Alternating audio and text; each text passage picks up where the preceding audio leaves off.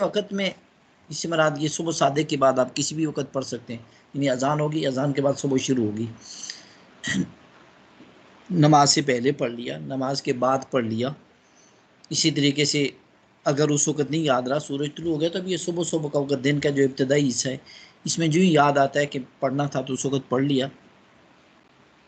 تو یہ فضیلت آ جائے گی۔ اعوذ باللہ السمیع العلیم من الشیطان الرجیم 3 مرتبہ اس کو پڑھو، اور اس کے بعد سورۃ الملک کی آخری، یہ سورۃ الحشر کی آخری 3 آیات پڑھو۔ حضور صلی اللہ علیہ وسلم فرماتے کہ جو آدمی اس کو پڑھ لے، اللہ تعالیٰ اس انسان کو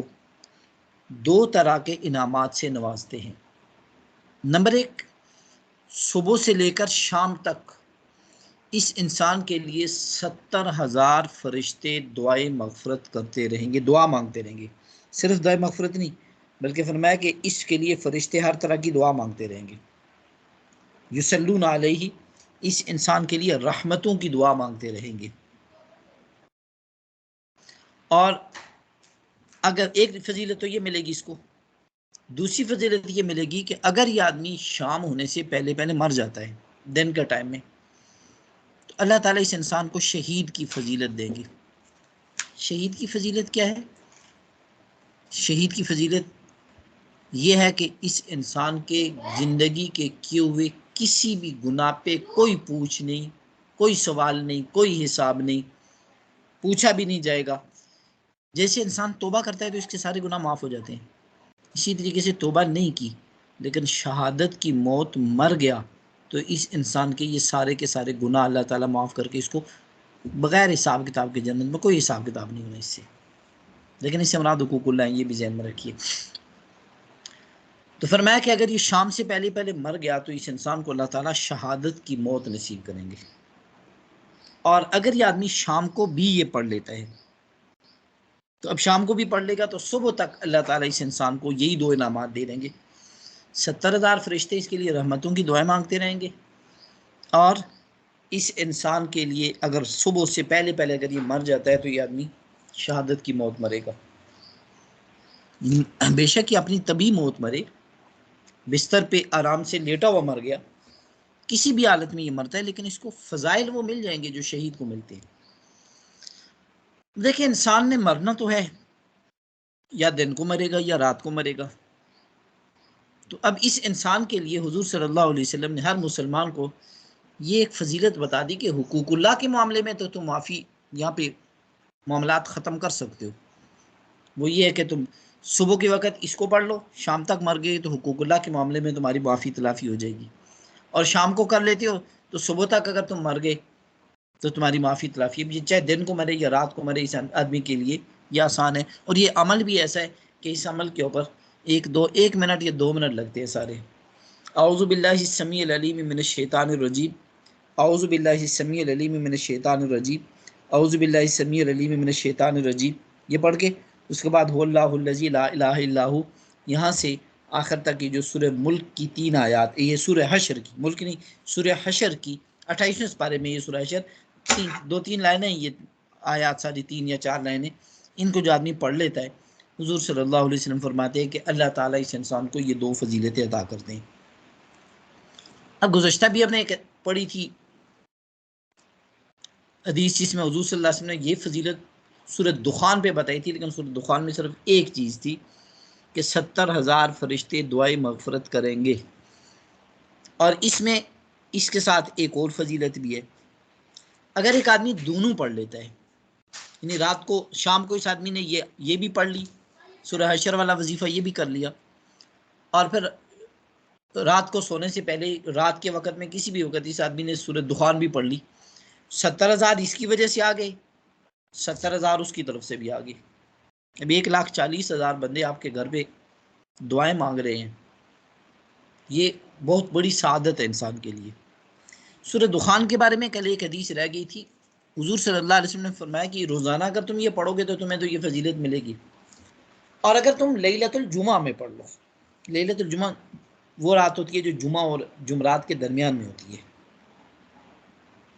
جمعرات کی مغرب سے لے کر جمعے کی فجر تک، یہ پوری رات جو ہوتی ہے یہ لیلۃ الجمعہ کہتے ہیں اس کو، اس میں اگر تم پڑھ لیتے ہو اللہ تعالیٰ تمہارے سارے ہی گناہ معاف کر دیں گے۔ تو یہ آسان سا عمل ہے،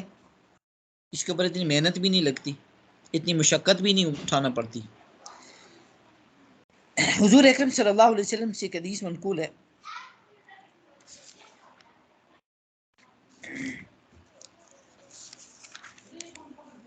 حضرت عقبہ ابن عامر رضی اللہ تعالیٰ عنہ راوی ہے، یہ فرماتے ہیں کہ ایک مرتبہ میں اور حضور صلی اللہ علیہ وسلم اکٹھے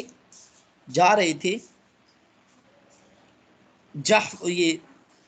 بین الجحفہ والابوا، جحفہ اور ابوا کے درمیانی جگہ پہ جا رہے تھے۔ ابوا یہ وہ جگہ ہے جہاں حضرت آمنہ کی قبر ہے، اس کے قریب ہی یعنی مکہ اور مدینہ کے درمیان یہ دو بستیوں کے نام ہیں، یہ دو علاقوں کے نام ہیں، ایک جحفہ اور ایک ابوا۔ کہتے ہیں کہ ہم جحفہ اور ابوا کے درمیان میں اور حضور صلی اللہ علیہ وسلم جا رہے تھے، کھلا صحرا ہے، ایسی جگہ پہ ہم جا رہے تھے تو وہاں ہمیں اچانک طوفان، آندھی،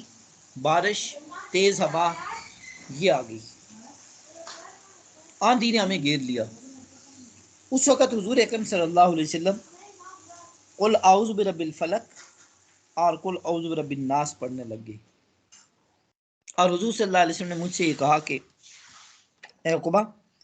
یہ دو آیات، دو صورتیں ایسی ہیں، فما تعوذ متعوذ بمثل ما،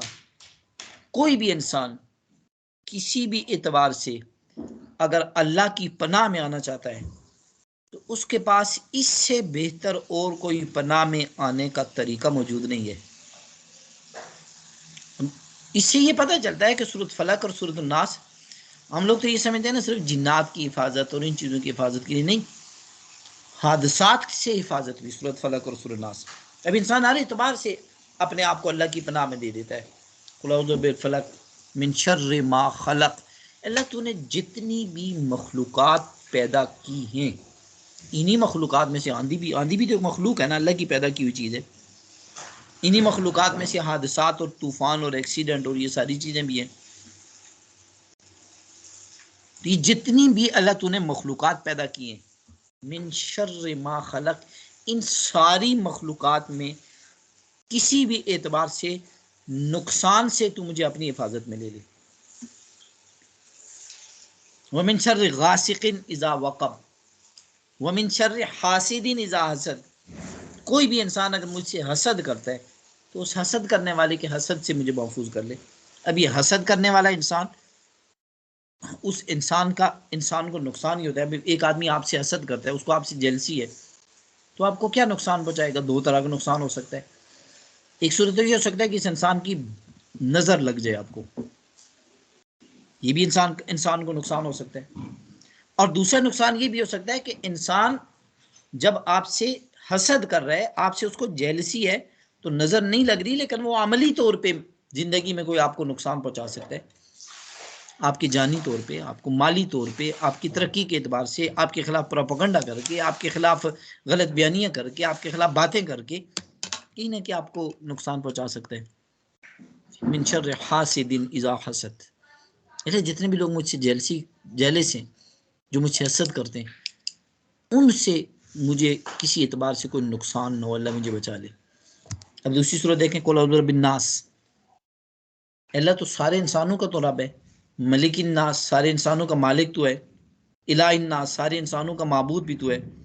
من شر الوسواس الخناس الذی یوسوس فی صدور الناس من الجنۃ والناس، یہ لوگوں کے دلوں میں جو برے خیالات ڈالنے والے ہوتے ہیں، چاہے یہ انسان ہو یا جنات ہوں، ان سب کے شر سے مجھے محفوظ کر لے۔ تو ان دو صورتوں کے اندر انسان اللہ تعالیٰ کی پناہ میں اپنے آپ کو ہر اعتبار سے دے دیتا ہے کہ اللہ کوئی انسان میرا نقصان پہنچانا میرا نقصان کرنا چاہ رہا ہے تو اس سے بھی مجھے محفوظ کر لے، کوئی من الجنت، کوئی جنات میں سے اگر کوئی میرا نقصان کرنا چاہ رہا ہے تو مجھے اس اعتبار سے بھی محفوظ کر لے۔ اور سورہ فلق میں تو قل اعوذ برب الفلق من شر ما خلق، جتنی بھی مخلوقات تو نے پیدا کی ہے نا، ہر ایک مخلوق کے شر سے تو مجھے اپنی حفاظت میں لے لے۔ تو حضور صلی اللہ علیہ وسلم فرماتے ہیں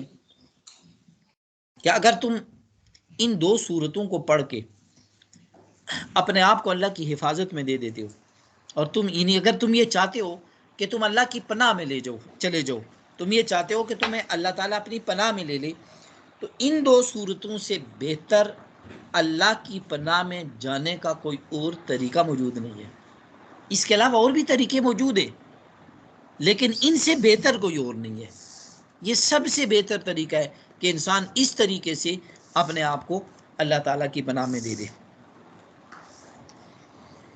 اور یہ دونوں صورتیں بھی بہت آسان ہیں، تقریباً ہر مسلمان نے یاد کی ہوئی ہوتی ہیں۔ روزانہ آدمی صبح شام ان کو بھی پڑھ لے، صبح شام کے معمولات میں نہیں یاد ہے تو چلتے پھرتے کسی بھی وقت بھی یاد آتی ہے پڑھ لے، کسی سفر کرنے لگا ہے، سواری پہ سوار ہونے لگا اس کو پڑھ لے، کہیں آدمی یہ دیکھتا ہے کہ مجھے یہاں نقصان کا کوئی اندیشہ ہے اس وقت یہ پڑھ لے، کسی انسان سے نقصان کا، کسی جانور سے مخلوق نقصان کا۔ اور یہاں جس حدیث میں آپ اگر دیکھیں، حضور اکرم صلی اللہ علیہ وسلم پڑھ کس وقت رہے ہیں؟ جب آندھی چل رہی ہے، یعنی آندھی اور اس طرح کی طوفان میں انسان مکمل طور پہ بے بس ہوتا ہے اپنے آپ کو بچانے سے۔ جب شدید آندھی اور طوفان چل پڑے تو انسان اپنے آپ کو بچا نہیں سکتا، کیسے بچائے گا؟ ہر طرف سے آندھی اس کو چل رہی ہے۔ تو اس سے یہ بھی پتہ چلتا ہے کہ انسان ایسے مصائب میں الجھ جائے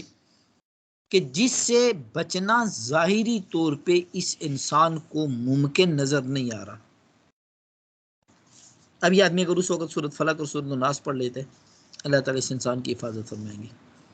جی کوئی سوال ہو تو پوچھ لیجیے۔